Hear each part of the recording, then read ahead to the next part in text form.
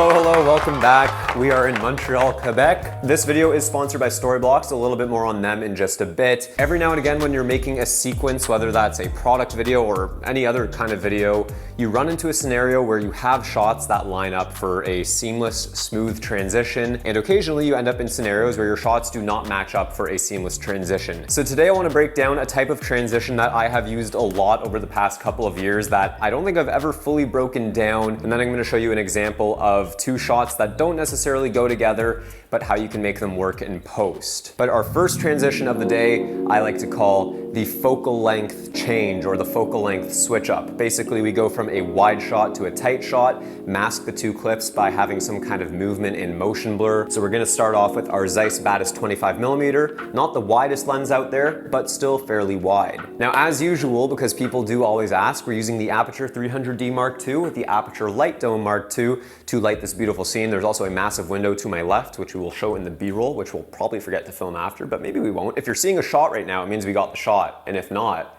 it means we forgot. So what I want to do is I want to start with a whole lime, throw it up, I'm going to follow it, and as it comes down, that's when we're going to cut to our tighter focal length, and it's 3 slices.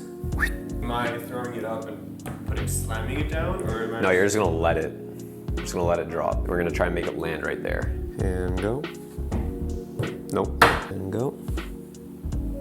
Oh, so close. Nope. 3, 2, 1, go. Oh, I just missed it. 3, 2, 1, go. Maybe? 3, 2, 1, go. Dennis is cutting limes, getting them ready for the next shot. All right, so that was our wide shot with the 25mm. Now we're gonna switch over to the 40mm to get our tight shot. You usually wanna be a little bit more careful than I am when you're changing lenses, but I'm impatient, so as you just saw in the previous shot, Dennis threw up a whole lime, it hit the cutting board, and the plan is that on that way down, we're gonna use some motion blur and a speed ramp to transition to a sliced lime, which is gonna kind of fall apart like this. And I'm gonna try and add some camera shake so that it all flows and matches with each other. And for those of you who are wondering, we are shooting in an aperture of f4. This gives us a little bit more in focus, but also a somewhat shallow depth of field for a nice looking shot. So I'm gonna come down like that and like shake as you drop it. What's the highest you can go? There, 3, 2, 1. 3, 2, 1. 3, 2, 1, go. That might have been good. All right, welcome to Final Cut Pro X. Here are the two shots we just got in our timeline already, and I haven't really done anything to them yet, but I'm going to start, and I'm gonna try and give you a live kind of editing breakdown of how I would edit a transition like this. Beginning with our second clip here, I know I want it to start when Dennis's fingers are no longer in the frame. So I'm gonna skip ahead here frame by frame, and right there you can see that there are no more fingers. So I'm gonna hit Command B to splice the clip and delete the beginning. Backtracking now a little bit on our previous frame, I'm gonna scrub through backwards with our arrow keys, and I'm going to cut the clip at the point where the lime is dropping down, and that's a little bit too far, so I'm gonna back up a frame, hit Command B on the keyboard, and I'm gonna delete all of this here, and this is what we are left with. So already, even just a hard cut, these two clips match up fairly well just because of the same camera movement, but it can still be a lot more smooth and seamless. So what I'm gonna do now is add some retiming here to our first clip. I'm gonna scrub through to the point where Dennis picks up the lime and throws it. Once it's in the air, I'm gonna hit Shift B. This creates a speed ramp between these two parts of the clip. I'm gonna set the beginning part to a custom speed of 80% and hit Enter. And I'm going to select this latter part of the clip and make the speed 20% for slow motion. Going from 80% speed to 20% speed, we get something that looks like this. And what I want to do is speed the clip back up as the lime is coming back down. So I'm going to scrub through to the peak of the throw, and right there before it starts coming back down, I'm going to hit Shift B again, and I'm going to set this to a custom speed of 150%. These numbers will obviously vary depending on your footage, but these are the speeds that work for me. So coming in at 80% speed, the throw at 20%, and then speeds up to 150%. The second clip does happen really fast, so similarly, I'm gonna wait to the point where the limes hit the table, hit Shift B, and set this part to 20% for some slow motion. And this is what the transition now looks like. So that's looking pretty good. We can definitely trim up the end here and delete that. Now this is looking pretty good, but I do still think there is room to make it even more smooth and seamless. One thing I want to do is kind of clean up this first shot. It is a little bit shaky, so I'm going to turn on stabilization, and I'm going to set each one of these parameters to only be 0.5 because I don't want it to be too strong. The next thing I'm going to do is go up to view and turn on my horizon. That way I can see the middle of my frame. And what I'm going to attempt to do is keep the lime centered throughout the entire shot. Oh, and I did almost forget to mention that a very important step here is to take our scale and actually scale up to 120%. This will give us a lot more latitude to move the clip around when we're trying to center that lime in the middle of the frame. As you can see, it does deviate from the middle quite a bit, especially towards the end here. So what I'm going to do is click through to a point of the shot where the lime is perfectly centered, and it does look like it's pretty centered right there. So I'm going to make a keyframe. Then I'm going to turn on my transforms, and I'm going to click through by a few frames to the point where the lime really deviates from that center line. So right around there, it's gotten really far away. So I'm going to use the X position here to move it over to make sure the lime is centered.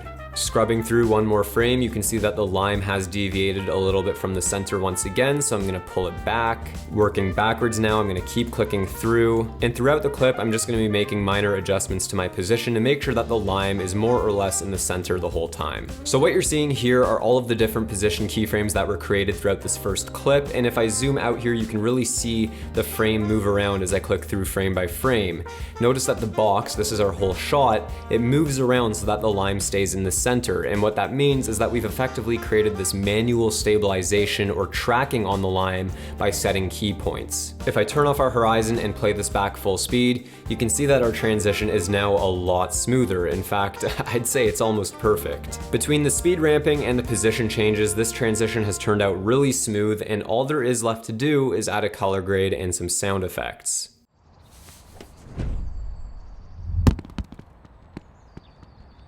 A very large pizza.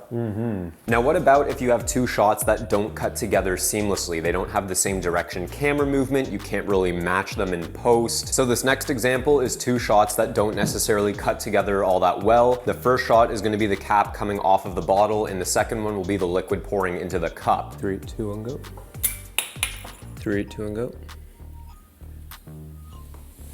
That was good. All right, we're back in Final Cut, time for the second transition, and as you can see, we've already got our two shots laid out here in our timeline. Haven't done anything to them yet, but I'm gonna start off by highlighting both, hitting Command R and changing the speed to 20% to slow them down. So if we play these back, you can see that our first shot, our camera movement is going from left to right.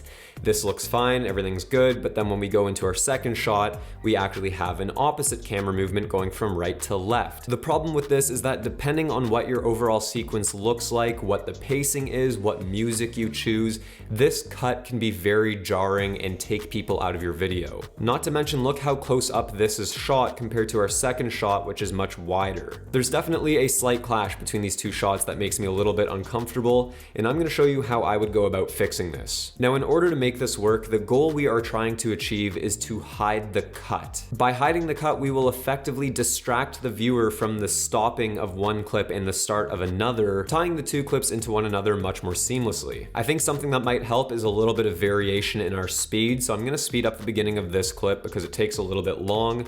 So I'm gonna hit Shift B over here and change this part of the clip to normal speed. So now we start a little bit faster, and as the cap comes off, it slows down. This already makes the shot a little bit more dynamic and might distract a little bit from the cut, but this second shot is still bothering me. So I'm gonna select our second shot here and turn on stabilization to smooth everything out. And I also wanna add a little bit of a push in throughout that shot. So on our scale here at 100%, I'm gonna make a keyframe, and then I'm gonna go to the end of the shot to our last frame, and I'm gonna set this to 120. So we basically scale in by 20% over the course of the shot. I'm now also noticing that the horizon or the orientation of this shot is a little bit off, and I can confirm this by going to view, turning on our horizon guide, and you can see that the line of this cup is just a little bit crooked. So I'm going to go in our rotation and set it to 1 degree just to level things out a little bit. And I also want our cup centered. So I'm gonna go ahead and turn on our transforms, move the cup over to the middle. That looks a lot better. So I'm going to set a keyframe, and then I'm going to go to the end of the shot once again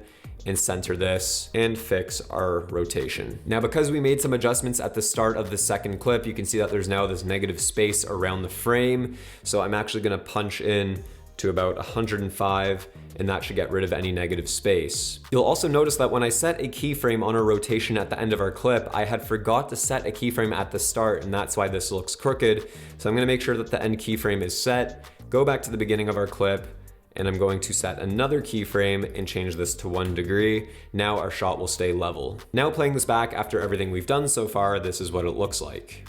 Okay, so far we've done a whole bunch of stuff, but we haven't yet completed our objective of hiding that cut between the two shots. So to do so and start that process, I'm going to head over to storyblocks.com. For those of you who don't know, Storyblocks is an online subscription service, and with a membership plan, you get unlimited downloads of high quality, royalty-free stock footage. This also includes motion backgrounds, After Effects templates, and of course overlays. If you're ever in need of some video assets of any kind to help tell your story, whether that's a quick drone shot, a film burn, or a time lapse, then head down to the link in the description below or go to storyblocks.com/Daniel Schiffer to learn more. All right, so here we are on storyblocks.com. Oh, hey, Brian. And what I'm gonna do is go up to the search bar here under video and search for a film burn. As you can see, there are a ton of assets to choose from, but I think for my purposes, I'm gonna begin with this one right here. Keep things nice and simple, so I'm gonna hit download. And now back in Final Cut with the film burn in our timeline, all we have to do is scrub through and find the brightest part of the film burn. That looks like it would be right there. And what I'm gonna do is hit M on the keyboard to create a marker. I'm gonna zoom out and then simply drag this over and make sure that this marked part of the clip is directly over our cut. What this means is that when the film burn comes in, we're making sure that the brightest part is over that cut so that we don't see it. And of course, the last step is to set our blend mode to add. And what we end up with is something that looks like this. All there's left to do is add a color grade, some sound effects, and this other lens flare that I got from Storyblocks, which I'm gonna put over our second clip. And here is the final result.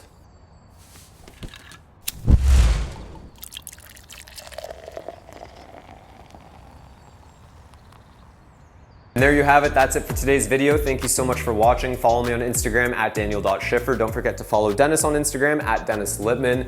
Also, don't forget to subscribe and follow me on, I already said that. Just end the video.